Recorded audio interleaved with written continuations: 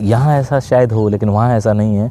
वहाँ जब मैं गया तो मैं उनके स्टाफ रूम में जब बैठा था तो मैंने देखा कि वहाँ पे तो एचओडी या टीचर्स या स्टाफ सारे के सारे भावलपुर में बात कर रहे थे और मैं हैरान था। खुशी के मारे मैंने कुछ पल भी कैद किए।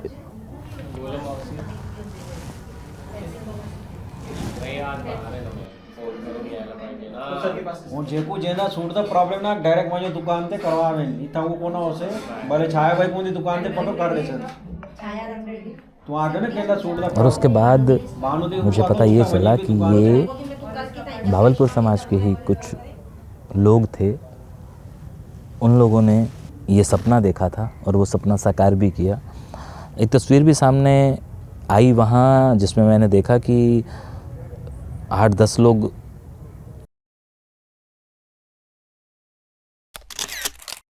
कोविड के बाद मेरे पास एक कॉल आया था पाकिस्तान से ही, जिस तरह से कॉल आते हैं उन्हीं की बात कर रहा हूँ। और उस कॉल में ये बताया गया था कि भाटिया परिवार जिनको हम लोग ढूंढ रहे हैं उन्होंने एक स्कूल बनवाया था और उस स्कूल की बदौलत हमारा पूरा गांव शिक्षित हुआ।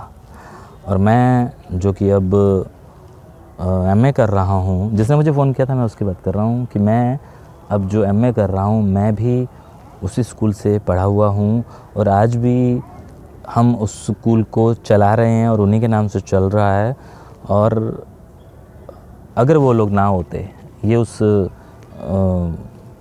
लड़के ने कहा था कि अगर वो लोग ना होते, वो स्कूल ना बनाते तो हमारे गांव के लोग ना जाने कहाँ शिक्षा लेते या कहाँ पढ़ने जाते।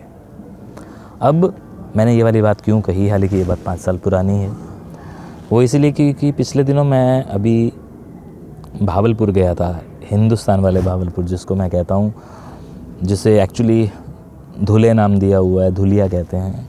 उस धुलिया में ना भावलपुर के लोगों ने जाके जब अपना आशियाना बनाया, हालांकि वो खुद भी पूरी तरह से स्टैंड नहीं हुए थे, उसी धुलिया में उन्हीं भावलपुर के लोगों ने अपने समाज के बच्चों के लिए या गैर समाज के बच्चों के लिए 2 स्कूल बनवाए और वो स्कूल आज फल फूल रहे हैं, बहुत ऊंची बुलंदी पर चल रहे हैं। और एक स्कूल में तो मैं विज़िट भी करके आया। कमाल की चीज़ ये थी कि आज भी जो वहाँ पे बच्चे हैं वो अपनी सारी ज़बानें बोलते हैं और साथ साथ वो अपनी भावलपुरी ज़बान भी बोलते हैं।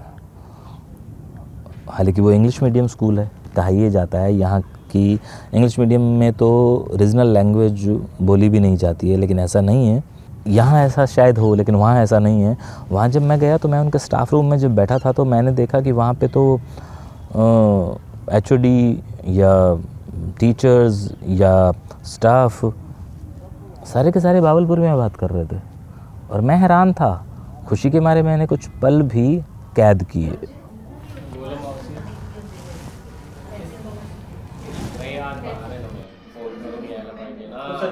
जेको जेना सूटदा प्रॉब्लेम ना डायरेक्ट माझ्या दुकान ते करवावे इथं कोणा होसे भले छायाबाई कोणी दुकान ते पटो कर दे सर तो आगे ना केला सूटदा। और उसके बाद मुझे पता ये चला कि ये भावलपुर समाज के ही कुछ लोग थे। उन लोगों ने ये सपना देखा था और वो सपना साकार भी किया। एक तस्वीर भी सामने आई वहाँ जिसमें मैंने देखा कि 8-10 लोग, जिसमें से 2 या 3 लोग महाराष्ट्रियन एक टोपी डाले हुए थे और बाकी लोग नॉर्मल थे, मेरे और आपके जैसे, जो कि भावलपुरी थे, जो अलग ही शक्ल के थे, जिनको देखकर अंदाज़ा हो ही जाता है कि ये कम से कम मराठी नहीं हो सकते, गुजराती नहीं हो सकते। उन लोगों ने एक इनिशिएटिव लिया था। और मैं क्यों बात कर रहा हूँ, मैं बात इसलिए कर रहा हूँ, उन स्कूल्स को देखकर बहुत खुशी हुई। उन लोगों ने बनाया तो था कि चलो हमारे बच्चों के लिए यहाँ कोई स्कूल नहीं है, उन्होंने वो स्कूल बनाया। फिर धीरे धीरे आसपास के लोग भी आने लगे और बाकी क्षेत्रीय लोग भी अपने बच्चों को वहाँ पढ़ाने लगे और आज वो एक कॉन्वेंट स्कूल में तब्दील हो चुका है। अब ये वाली बात जब मैंने हरीश भाई साहब को बताई, ऋषि भाई साहब जिनको आप हमारे वीडियोस में देख चुके हैं कि जिसमें हम पंजाबियों की बात कर रहे हैं कि हम इकट्ठे नहीं हो सकते। तो ऋषि भाई साहब ने कहा कि यार मैं तो कितने सालों तो चाहना कि हाँ साढ़े शहर अपना स्कूल होवे, और वो नहीं है। अब जानने की कोशिश बस इतनी कि क्या हमारे बुज़ुर्गों ने बाकी शहरों में भी स्कूल बनाए हैं? अगर बनाए हैं तो बस, अब मैं कोई आदेश तो नहीं दे रहा हूँ, लेकिन एक रिक्वेस्ट कर रहा हूँ कि प्लीज़ कमेंट बॉक्स में ज़रूर बताएं कि कहाँ कहाँ हमारे अपने लोगों ने विस्थापित होने के बावजूद भी अपनी पहचान बरकरार रखने के लिए अपने नामों से या अपने बच्चों के लिए या एक एजुकेशन पॉइंट ऑफ व्यू से कहीं स्कूल्स बनाए हैं, कॉलेज बनाए हैं। एग्ज़ाम्पल दे रहा हूँ कि जैसे मैंने शाहबाद का एक स्कूल देखा था, खानेवाल पब्लिक स्कूल, जो मैंने आप लोगों को दिखाया भी है। ऑन रोड है, अगर आप शाहबाद में कभी जाएं तो आपके राइट तरफ आएंगे चंडीगढ़ से तो आपके लेफ़्ट तरफ पड़ता है। तो वो जो खानेवाल है, इसी तरह से कई शहरों में आपने खालसा भी देखा होगा और एक शेखुपुरा भी मैंने देखा है। तो इसी तरह से क्या कोई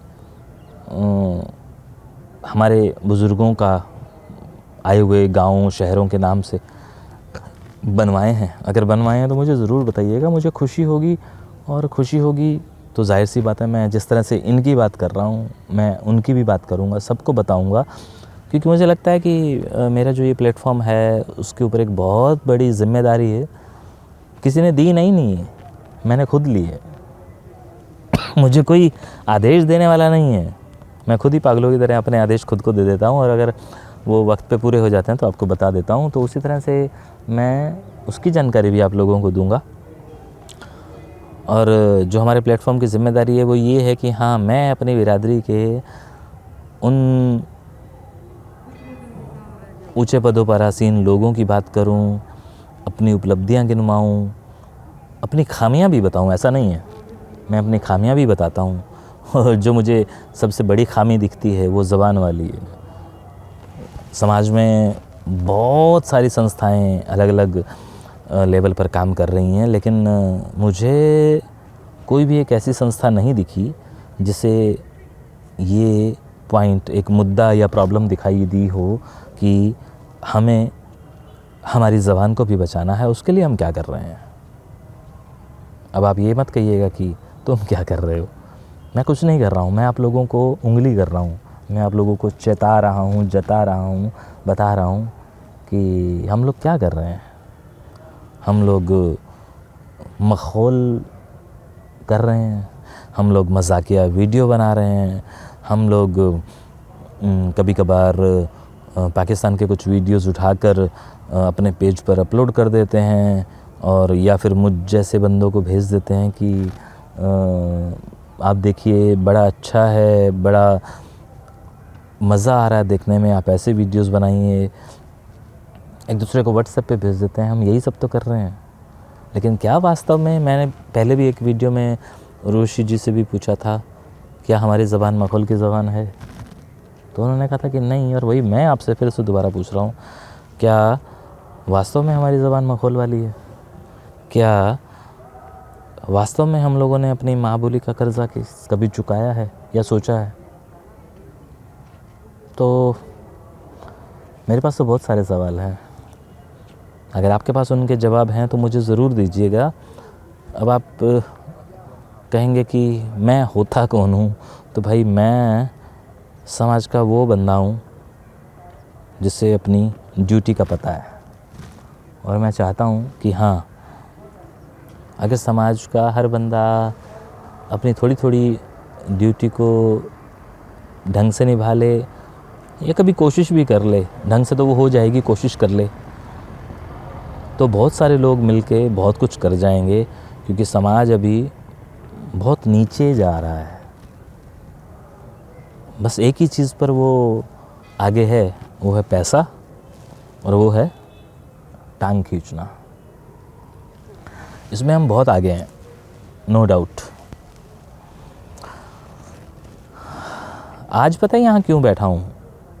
बैठना नहीं चाहता था, मैं गया था एक दो लोगों से मिलने, शहर के ही लोगों से मिलने, उनसे बात करने गया था कि मैं अभी जब धुलिया से आया तो अपनी बातें मैंने उनसे साझी की, बताया उन्हें कि क्या हम लोग कुछ ऐसा नहीं कर सकते। तो उन लोगों ने मुझे निराश कर दिया कि नहीं, हम ऐसा कुछ नहीं कर सकते। तो मुझे बैठ के अपनी ये भड़ास यहाँ कैमरे पे निकालनी पड़ रही है और मजबूरन आप लोगों को सुनना पड़ रहा है, क्योंकि अगर आप अभी तक भी वीडियो देख रहे हैं तो आप मजबूर हैं, और अगर आप ने अभी तक नहीं देखा है तो फिर तो बात ही क्या।